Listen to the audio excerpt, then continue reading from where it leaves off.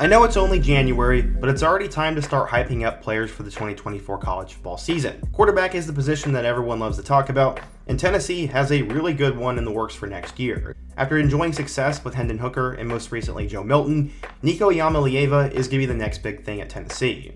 He was a 5-star recruit, a top 3 player in the class of 2023, and a guy who has so much talent that the Vol staff couldn't wait to play him, so they gave him his first career start in the bowl game. Against one of the top defenses in all of college football, Nico put on a show at 4 touchdowns, showed he could do a little bit of everything, and was comfortable leading Tennessee's offense. This is going to lead to a ton of hype for Nico in 2024, and I think he is that good that he could be a star right away, and that all goes back to his past and how he got to this point. In today's video, I'm going to introduce you to the next great Tennessee quarterback, Nico Iamaleava. We're to go through his journey, his recruitment, how he got here, why he's hyped, what he's done so far, and what I think he'll do next year. But before we get started, if you're a big college football fan, be sure to subscribe to the channel, leave a like if you want to support today's video, let me know what player I should hype up next, and be sure to go follow me on Instagram and shoot me your thoughts, shoot me a future video suggestion, and talk college football with me. I look forward to seeing you guys there. Now let's get started and talk about the insane rise of Nico Iamaleava. So before Nico was famously throwing a football in Tennessee Vol pajama pants, he first grew up in Long Beach, California. He grew up in a Samoan household with very strict, no-nonsense values which were imposed by his father. His dad was an assistant coach, and he wanted his family to have strength. He said, quote, "We're warriors. That's where the toughness is from, and it showed." The family had a ton of athletes, as his older brother Matt played volleyball for Long Beach State, and his sister played for Cypress College. His younger brother Madden is also a 2025 QB who is currently blowing up into one of the top quarterbacks in his class. The best of them, though, is Nico. He also had one more relative, and that was his cousin, and that was former 5-star Clemson quarterback DJ Uiagalelei. At 6 years old, Nico was playing tackle rugby and became a very tough competitive athlete.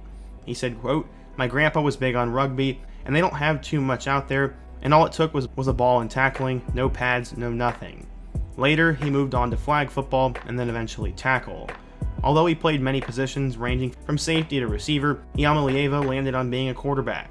He had all the physical and mental tools to be a star, and coaches knew it once he got to high school that he would be a big deal. But he'd have to be a trailblazer for his culture. There aren't many Samoan quarterbacks in either college or the NFL, and Nico said, quote, "What Samoan quarterbacks do you see out there? It's only Tua Tagovailoa and maybe a few others." At 15 years old, Nico had an unbelievable arm, and that came from another sport, volleyball. Apparently, he was so ridiculously good at that he was actually ranked as the #1 volleyball recruit in the country at one point, but football was still his future. His coach said, quote, "His arm strength is better than any 15-year-old kid I've ever seen." As a freshman, Nico would end up playing for Long Beach Poly High School, but would eventually make the move to Downey Warren High School for his sophomore year. He would have a spectacular year on both the field and at camps, but it almost didn't happen. One day at practice, the coach saw blood running down Nico's arm, and he apparently had just suffered a compound fracture in one of his fingers. He was supposed to be out 4 to 6 weeks, but that wasn't going to work for Nico. He said, quote, "When I first saw it, the bone was out. So I was like, man, how can we tape this so I can play? Then as I went to the hospital, they told me I was going to be out 4 to 6 weeks, and I was only like, we have 5 games, so that's a season." His dad was initially really concerned about his son's well-being, so it would have been an easy decision not to let him play, as if he were to get hurt and hit hard during the game, it could make things a lot worse and potentially mess up his future. Instead, once he was cleared, he threw for 361 yards and 6 touchdowns in a 40-20 victory. His coach said, quote, "He's one of the toughest kids I've ever coached, and in a position where you don't get a lot of tough kids, he's just different, and his mentality is different." After his sophomore year, he gained 12 Division I offers, including big-time programs such as UCLA, Florida State, and Texas A&M, and the sky was going to be the limit for Nico, and he'd only blow up more and more. Iamaleava was very sharp as a junior, as at 6'5", he threw for over 2,200 yards with 33 touchdowns and just 1 interception. He also only played in 9 games. Because of that, he was named a 5-star recruit, and he'd eventually transfer back to Long Beach and compete with Darius Curry, who was a 3-star recruit who had multiple Power 5 offers, but he won the job very easily and had an insane senior season. Where would he end up going as a recruit? Well, he dropped his top 5 of Alabama, Georgia, Miami, Oregon, and Tennessee. He eventually chose the Vols, but it seemed for a while that Tennessee was always the team to beat. Why the Vols? He said, quote, "They had everything I was looking for. I met some incredible people, not just with the football program, but everyone we met was so welcoming to us and made me feel like home. It looks like a really fun offense to play in. I'll be back there for the spring game and looking forward to that, and I've studied what they do, and I feel I'll be able to fit really well. He liked the staff, the tradition, the competition, and the system, but there was also another factor behind the scenes that new age quarterbacks can definitely take advantage of. That is NIL. When he committed in March of 2022, Iamaleava made national news not only for his pledge, but also because of his NIL opportunities. The Athletic apparently reported that he signed a deal which could make him $8 million over 3 years. The Athletic ended up making a really good point. They said, quote, "If a collective of college football boosters really did throw in to pay 7 figures for his name, image, and likeness, it makes sense that he's the one that the group would choose." That was a testament to how talented and how much potential he had, and that commitment would come before the 2022 season, in which Tennessee broke out into the stratosphere the first 2/3 of the year. The emergence of Hendon and his Heisman-like season only helped. Nico was a star player with a ginormous social media following and a contagious personality, which is going to help keep Tennessee in the top tier of college football, and he'll be a great ambassador if he makes it big in the NFL.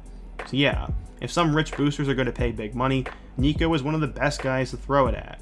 Back to his football career though, he would make one more change after settling on Tennessee. After 2 seasons at Warren, he transferred back home and returned to Long Beach Poly.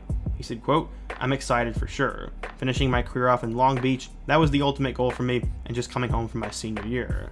The physical tools are all there for Nico, as he's known for his frame, arm strength, and escapability, and he's widely regarded as a great teammate and leader, exactly what you want in a quarterback prospect. One Tennessee coach said, quote, "Obviously the raw skills are there. He has the arm talent, is extremely athletic, and is explosive inside of the pocket, and can make plays with his feet. In a short amount of time, we've been able to see those things already."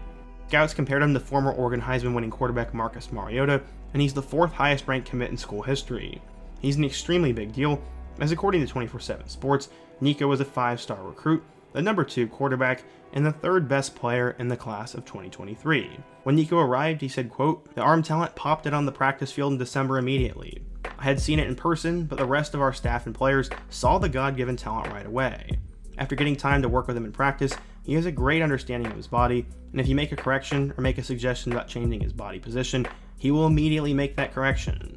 So not only does he have unbelievable talent, but he's very coachable and has a really good player to learn under." The guy in front of him, Joe Milton, said, quote, "At first he was a recruit, and now he's a player here. He wants to learn, he wants to be better, and he wants to know what I know. He's a great kid, he's willing to learn, willing to ask questions, and not scared to ask questions." So as we all knew, Joe Milton was going to be the quarterback in 2023, and he was definitely a mixed bag. While at times he flashed greatness, for the most part, the Tennessee offense stalled, Milton was not living up to the hype, and they had just an above average season. He had a couple of horrible games, including his horrible performance against Missouri, and there were many times where people just kind of wanted to be done with Milton and throw Nico in for a chance. Throughout the regular season, Nico would get 4 opportunities to play. His first action would come in week 1 against Virginia, as he went 2 of 3 for 11 yards. After that, he threw 2 passes against UTSA in late September, and then he wouldn't play again until early November. In garbage time against UConn, Nico would go 5 of 9 for 86 yards and his first career Tennessee touchdown.